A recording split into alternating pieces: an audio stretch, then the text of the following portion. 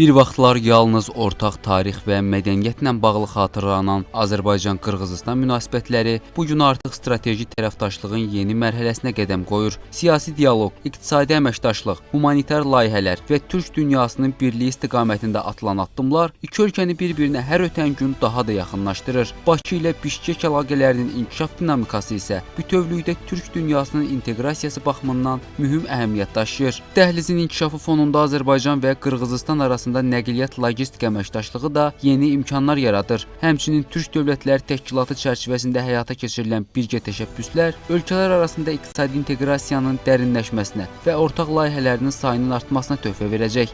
Azərbaycan Prezidenti İlham Əliyevin təşəbbüsü ilə və Türkiyənin də yaxından dəstəyi ilə Azərbaycan-Türkiyə birliyi Mərkəzi Asiya türk ölkələri ilə, o cümlədən Qırğızıstanla İstər iki tərəfli, istər üç tərəfli, istər də Türk Dövlətləri Təşkilatı çərçivəsində çox sıx əməkdaşlıq həyata keçirməkdədirlər və bunu ancaq müsbət qiymətləndirmək olar və qeyd edeyim ki, bir zamanlar xəyal şəklində təsəvvür etdiyimiz bu türk dövlətləri arasında əlaqələr artıq bu gün gerçək olubdur və məhz Azərbaycanın xüsusi təşəbbüsü ilə də bu iki tərəfli, üç tərəfli və çox tərəfli əlaqələr çox sürətlə inkişaf eləməkdədir.